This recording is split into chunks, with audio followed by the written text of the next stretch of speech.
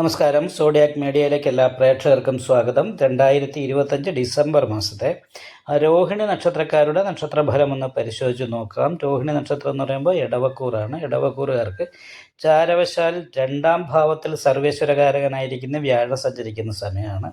അതേപോലെ തന്നെ സർവാഭിഷ്ട സ്ഥാനത്താണ് ശനി നിൽക്കുന്നത്. നിവർത്തി സ്ഥാനത്തിൽ ചന്ദ്രലഗ്നാധിപതിയായിരിക്കുന്ന ശുക്രൻ ബുധനോട് യോഗം ചെയ്ത് നിൽക്കുന്നുണ്ട്. അപ്പം മനസ്സിൽ ആഗ്രഹിക്കുന്ന കാര്യങ്ങളൊക്കെ പൂർത്തീകരിക്കാനായിട്ട് സാധിക്കുന്ന, സാമ്പത്തികമായ നല്ല നേട്ടങ്ങൾ ഉണ്ടാക്കാൻ കഴിയുന്ന, ദൈവാധീനവും ഭാഗ്യവുമുള്ളൊരു മാസമാണ്. രോഹിണി നക്ഷത്രക്കാരെ സംബന്ധിച്ചിടത്തോളം ആഗ്രഹിക്കുന്ന എല്ലാ കാര്യങ്ങളും പൂർത്തീകരിക്കാനായിട്ടൊക്കെ സാധിക്കും. വളരെ നല്ല അനുകൂലമായ ഗുണഫലങ്ങൾക്ക് ഈ മാസത്തിൽ യോഗമുണ്ട്. കർമാധിപതി ലാഭസ്ഥാനത്താണ്, പക്ഷേ 4ൽ കേതുവാണ്. അപ്പം അത് കാരണം തൊഴിലുമായിട്ട് ബന്ധപ്പെട്ട അനുകൂലാവസ്ഥയ്ക്ക് യോഗമുണ്ടെങ്കിലും വീട്ടിൽ നിൽക്കുമ്പോൾ വിപരീത സ്വഭാവം, ഇങ്ങനെയുള്ള പ്രശ്നങ്ങൾക്ക് സാധ്യതയുണ്ട്. വീട് വിൽപ്പന പോലെയുള്ള കാര്യങ്ങൾ ആഗ്രഹിക്കുന്നുണ്ടെങ്കിൽ അത് സാധിക്കുന്ന സമയമാണ്. അല്ലെങ്കിലും വീട്ടിൽ നിന്നും മാറി താമസിക്കാൻ ഇടവരാനുള്ള സാധ്യതയുണ്ട്. ഭവന സംബന്ധമായിട്ട് അത്ര അനുകൂലമായിരിക്കുന്ന ഗുണം പറയാൻ പറ്റുന്ന ഒരു സമയമാണ്.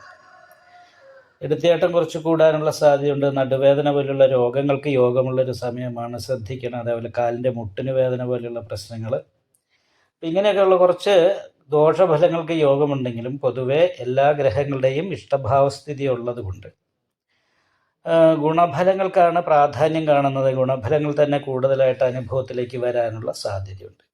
വിദ്യാർത്ഥികൾക്ക് നല്ല വിദ്യാഭ്യാസ ഏകാഗ്രതേൻ്റെ കാര്യങ്ങൾ, ഇഷ്ടസ്ഥലത്ത് സീറ്റ് കിട്ടുക, ഇങ്ങനെയുള്ള കാര്യങ്ങളൊക്കെ അനുകൂലമായ ഗുണമാണ് കാണുന്നത്. തൊഴിൽ അന്വേഷിക്കുന്നവർക്ക് തൊഴിൽ കിട്ടാനുള്ള യോഗമുണ്ട്. പക്ഷേ തൊഴിൽ അന്വേഷിക്കുന്നവർക്ക് വീട് വിട്ട് അന്യദേശത്തെ ഉള്ള യോഗത്തിനാണ് പ്രാധാന്യം. വിദേശയോഗം, വിദേശത്ത് പോകണമെന്ന് ആഗ്രഹിക്കുന്നവർക്ക് വിദേശത്ത് പോകാനായിട്ട് സാധിക്കുന്ന ഒരു സമയമാണ്. അപ്പോൾ വിദേശത്തേക്ക് പോകണമെന്ന് ആഗ്രഹിക്കുന്നവർക്ക് ഒന്ന് പരിശ്രമിച്ചാൽ ഈ മാസത്തിൽ അത് സാധിക്കും.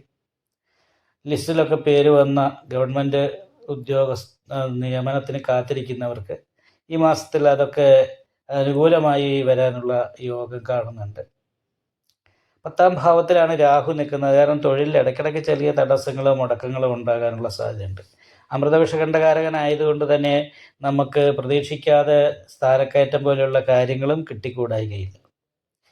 അപ്പോൾ ഇവിടെ അഷ്ടമത്തിലാണ് ചൊവ്വയും സൂര്യനും നിൽക്കുന്നത്.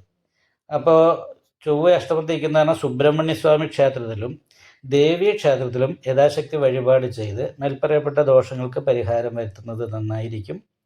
അതുപോലെ തന്നെ ശിവക്ഷേത്രത്തിൽ അഘോര പുഷ്പാഞ്ജലി, നെയ്വിളക്ക് മുതലായിട്ടുള്ള വഴിപാടുകൾ ചെയ്യുക. കൂളമാല, പിൻവിളക്ക്, കടുംപായസം, ഇങ്ങനെയുള്ള എന്തെങ്കിലുമൊക്കെ വഴിപാട് ചെയ്തിട്ട് ശിവപ്രീതി നേടാനായിട്ട് പ്രത്യേകം ശ്രദ്ധിക്കണം.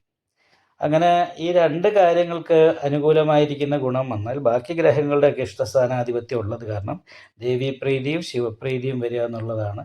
അത് വന്നു കഴിഞ്ഞാൽ വളരെ നല്ല അനുകൂലമായ ഗുണഫലങ്ങൾക്ക് യോഗമുണ്ട്. അല്ലെങ്കിൽ നടുവേദന പോലെയുള്ള രോഗാവസ്ഥ വർദ്ധിക്കാനും അതുകൊണ്ട് മാനസികമായിട്ട് ടെൻഷൻ വർദ്ധിക്കാനും ഒക്കെ സാധ്യത കാണുന്നുണ്ട്. അതുപോലെ തന്നെ കാലിൻ്റെ മുട്ടുവേദന പോലെയുള്ള കാര്യങ്ങൾക്ക് യോഗമുള്ളൊരു സമയമാണ്.